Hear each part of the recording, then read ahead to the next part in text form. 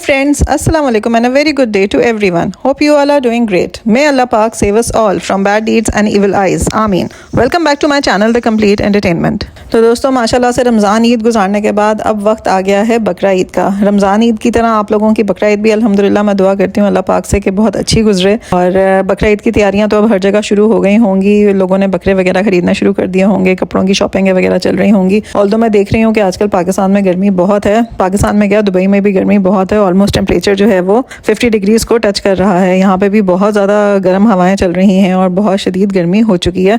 तो ऐसे में आप सब लोग अपना बहुत बहुत ख्याल रखें और अपने आप को हाइड्रेटेड रखें। तो इस वक्त टाइम हो रहा था दोपहर के 3 और यहाँ पर चल रही थी मेरी पैकिंग। तो आप लोग सब हैरान हो गए कि मैं पैकिंग दोबारा से क्यों कर रही हूँ और क्यों शो कर रही हूँ आप लोगों को कि अभी तो मैं पाकिस्तान से वापस आई हूँ। तो बेसिकली ये जो व्लॉग है, ये पूरी सीरीज़ जो है ये मैं अपनी उम्रा सीरीज़ आप लोगों के साथ शेयर करने जा रही हूँ। अल्हम्दुलिल्लाह हमें मौका मिला था पिछले दिनों उम्रे पे जाने का, तो बस वही मैंने सोचा कि मैं आप लोगों के साथ क्यों ना अपनी उम्रा सीरीज़ शेयर करूँ। और अगर आप लोग जो लोग हज पे जाने वाले हैं, अगर उन लोगों को इस उम्रा सीरीज़ से थोड़ी बहुत कोई फ़ायदा होता है या कोई मदद मिलती है तो बहुत अच्छी बात है, थोड़ा बहुत सवाब जो है वो मैं भी कमा लूँगी। तो यहाँ पर बस चल रही थी मेरी पैकिंग और बहुत ही अचानक से हमारा प्लान बना। तो मैंने अपने एहराम वगैरह चीज़ें, ज़रूरत की चीज़ें ही लेके जानी होती हैं उम्रे पे। जब आप जा रहे होते हैं बहुत ज़्यादा सामान तो नहीं लेके जाते, तो थोड़ा बहुत ज़रूरत का ही लेके जाते हैं।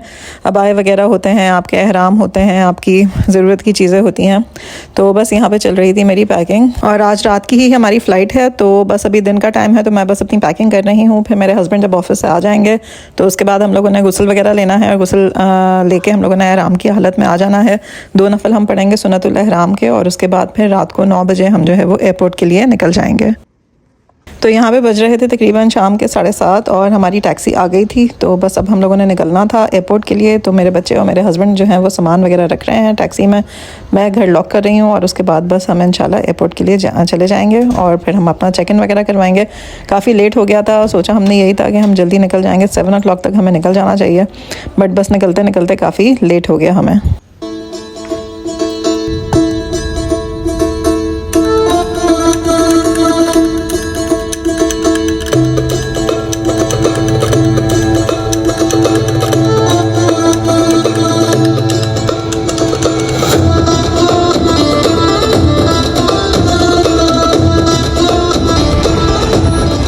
राजिया 9 बजे फ्लाइट है, क्या टाइम हो गया? अरे वीडियो भागे अभी फ्लाइट में सोने के चांसेस है। हाँ, अभी सीज़न रमज़ान शुरू होगा ना, फिर सीज़न आएगा। अब बाय द टाइम हम आएंगे रमज़ान हो जाएगा, वापसी में आपको मिलेंगे या यहाँ से जाते में मिलेंगे। हाँ, थोड़ा सा ऊपर से उठा लो, नीचे से उस साइड से उठा लो, पीछे से। अल्हम्दुलिल्लाह हम लोग टाइम पे एयरपोर्ट पहुंच गए थे और इत्तेफाक से इस दफ़ा क्योंकि हमें लेट हो गया था तो हम जो थे वो सेकंड लास्ट पैसेंजर थे और उसके बाद बोर्डिंग जो है वो बंद होने वाली थी। बिल्कुल एंड टाइम पे हम लोग पहुंचे। अगर हम लोग थोड़ा सा और लेट होते ना तो बोर्डिंग बंद हो जाती और हमारी फ़्लाइट जो है वो मिस हो जाती। मगर अल्लाह मियाँ को मंजूर था हमारा उम्रे पे आना, तो बस हम लोग टाइम पर जो है वो पहुँच गए और हमें बोर्डिंग जो है वो बोर्डिंग पास जो है वो रिसीव हो गए। तो बस लगेज वगैरह चेक इन करवाया और चेक इन करवा के अब हम जा रहे हैं अपने गेट्स की तरफ। ये वही ट्यूब है जो कि एयरपोर्ट के अंदर से चलती है, जो हमें अब हमारे गेट तक लेके जाएगी। तो ट्यूब में बैठ के हम आ गए हैं एयरपोर्ट की ड्यूटी फ्री की तरफ, दुबई ड्यूटी फ्री की तरफ। और अब यहाँ से हम अपने गेट्स की तरफ चलते हैं और वहाँ जाके वेट करते हैं अपनी फ़्लाइट का। बहुत ज़्यादा एक्साइटमेंट लेवल हाई था। एवरी टाइम जब भी उम्रे पे जाओ आपका एक अलग ही एक्साइटमेंट लेवल होता है, क्योंकि आपको अल्लाह ताला का घर देखने के लिए मिल रहा होता है, आपको अपनी इबादतें करने के लिए मिल रही होती हैं। और ये इतना कोई मुबारक वक्त था ना, अल्हम्दुलिल्लाह हमें इस दफ़ा भी रमज़ान में उम्रा करना नसीब हो रहा था। तो हम बहुत ज़्यादा खुश थे कि हमें रमज़ान में, एक बार लास्ट ईयर पर जब हम गए थे तो अल्हम्दुलिल्लाह से हम लोगों ने रमज़ान में उम्रे किए थे अपने, वो रमज़ान का आखिरी अशरा था। इस बार जो है वो हम रमज़ान के अर्ली टाइम में जा रहे हैं, तो बहुत ही जो है वो समझ लें कि हमारे लिए तो मुबारक वक्त था कि हम जो है वो फिर से एक दफ़ा रमज़ान में अल्लाह पाक का घर देखेंगे, अल्लाह पाक के घर की ज़ियारत करेंगे। तो बस हम प्लेन में आ गए थे और हमारी फ़्लाइट जो है वो बिल्कुल ऑन टाइम थी। और इस बार हम ट्रैवल कर रहे थे सऊदी एयरलाइन से। सऊदी एयरलाइन जो है वो क्योंकि सऊदीया की ही फ़्लाइट है तो इसलिए हमारी बीच में कोई कनेक्शन नहीं थी। डायरेक्टली हमें दुबई से जो है वो सऊदीया ही जद्दा ही लैंड करना था और दुबई से जद्दा तक का जो सफ़र है वो तकरीबन 3 घंटे का है।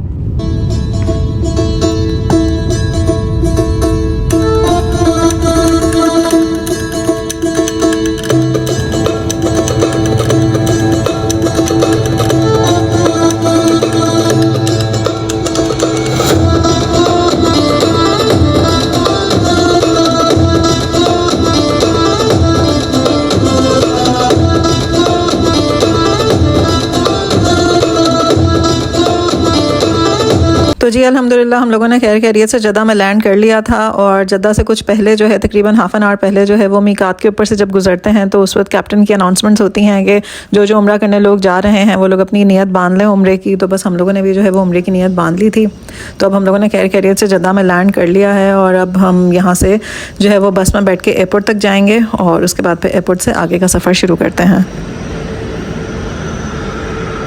तो बस में सफ़र करके हम लोग जो है वो जद्दा एयरपोर्ट के अंदर तक आ गए थे। वहाँ से हम लोगों ने अपनी इमिग्रेशन करवाई, अपना लगेज कलेक्ट किया और अब हम एयरपोर्ट के बाहर निकलेंगे। तो अलग ही एक्साइटमेंट लेवल था, अलग ही जो है वो फीलिंग थी आपकी। मक्का लैंड करते साथ ही बस ऐसा लगता है कि फ़ौरन से उड़ के पहुँच जाओ खाना काबा और वहाँ जाके नमाज़ पढ़ो, इबादतें करो और अल्लाह ताला के घर की ज़ियारत करो। तो बहुत ज़्यादा एक्साइटेड थे हम लोग सब वहाँ पहुँचने के लिए। तो खैर लगेज वगैरह हम लोगों ने कलेक्ट किया और ये है सामने बहुत ही फेमस जद्दा एयरपोर्ट का एक्वेरियम, बहुत ही खूबसूरत बना हुआ है। तो हम लोगों ने खैर यहाँ से सामान वगैरह लिया और अब हमारा नेक्स्ट टास्क था कि हमने जद्दा से मक्का तक पहुँचना था। तो जद्दा से मक्का तक का जो सफ़र है वो तकरीबन 1 घंटे का है बाय रोड। तो यहाँ से हम लोग जो है वो एक टैक्सी हायर कर लेंगे और टैक्सी में जो है वो हम बैठ के मक्का तक जाएंगे। अब क्योंकि इस वक्त हो गए थे तकरीबन रात के 11, बाय द टाइम हम पहुँचे 11 साढ़े 11 हो गए थे। तो अब जो हम यहाँ से मक्का जाएंगे तो ऑलमोस्ट हमें रात का 1-1:30 तो बज ही जाएगा और बिल्कुल ऐसा ही हुआ। हाँ उधर वो होटल सारे वही हैं। आप बस यहाँ से आगे तक ले जाओ।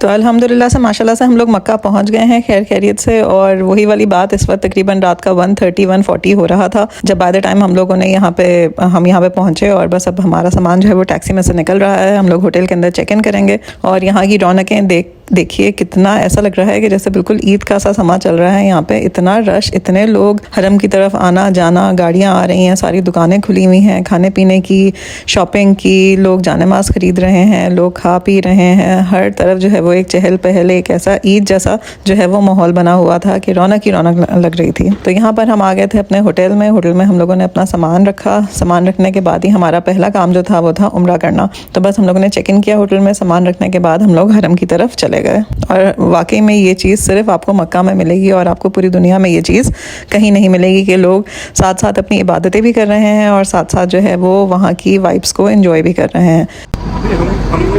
पैदल जाना है? हाँ पैदल ही चलता है ना, मजा तो आ रहा है। सभी जा रहे हैं, वो देखा तो सामने मस्जिद है, वो रहा ना मक्का क्लॉक टावर।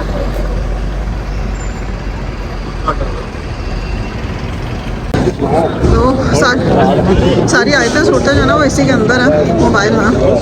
वो रहा गेट नंबर 79 आए ना सर, बस यही से जाना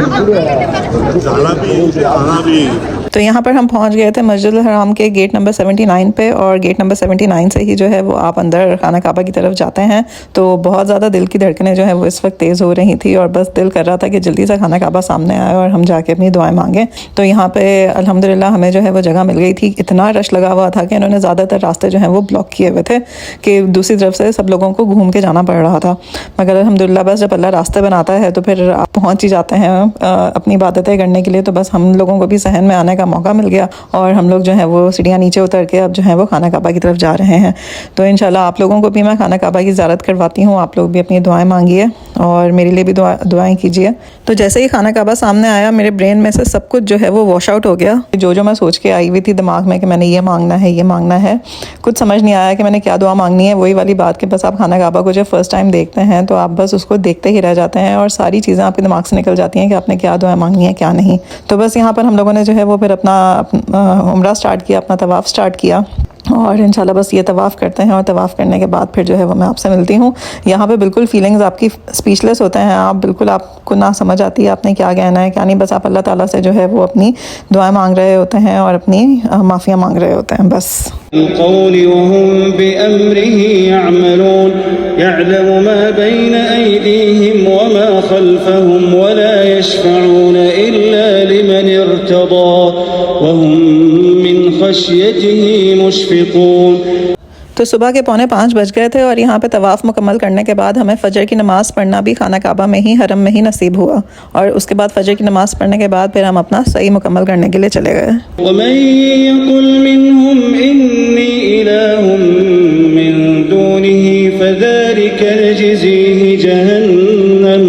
तो अल्हम्दुलिल्लाह से हमारा तवाफ़ मुकम्मल हो गया, उसके बाद हमारी सही भी हो गई, मगर अब उम्रा मुकम्मल करने के लिए हमें जाना है अपने बाल कटवाने। मेरे हस्बैंड और मेरे जो दोनों बेटे हैं वो तो चले जाएंगे हजाम की दुकान पे अपने बाल कटवाने के लिए और मैं और मेरी बेटी उसी तरीके से जो है वो सिज़र अपने साथ लाए हुए हैं, तो हम लोग जो है वो अपने बाल खुद ही काट लेंगे। तो इसके साथ ही हमारा पहला उम्रा जो है वो मुकम्मल हुआ। आप लोग देख सकते हैं कि हम लोग आए थे रात के पहर और तकरीबन सुबह के टाइम पे इस वक्त 8 साढ़े 8 बज रहे हैं और हम लोग जो है वो वापस अपने होटल की तरफ जा रहे हैं। उम्रा हम लोगों ने स्टार्ट किया था तकरीबन 2 बजे या 2:30 बजे के करीब और रश अच्छा खासा था, तो इसलिए तवाफ़ में ही आधा टाइम गुजर गया।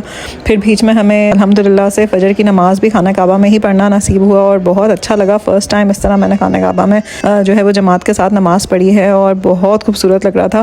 खाना काबा के चारों तरफ जो है वो लोगों ने जो है सर्कल सा फॉर्म किया हुआ था और उसके अंदर ही जो है वो नमाज़ पढ़ी जा रही थी, बहुत प्यारा लग रहा था। तो बस अल्हम्दुलिल्लाह अल्लाह पाक हमारी इबादत को कबूल फ़रमाए और आप सब लोगों को भी खाना काबा की ज़ियारत करना नसीब फ़रमाए। तो अपने इस व्लॉग को मैं यहीं पर एंड करती हूँ। तो अपना बहुत सारा ख्याल रखिएगा। इंशाल्लाह उम्रा सीरीज़ के कुछ व्लॉग्स अभी बाकी हैं, तो इंशाल्लाह आप लोगों के साथ जल्द मिलूँगी एक नए व्लॉग में। अपना बहुत सारा ख्याल रखिए। अल्लाह हाफ़िज़।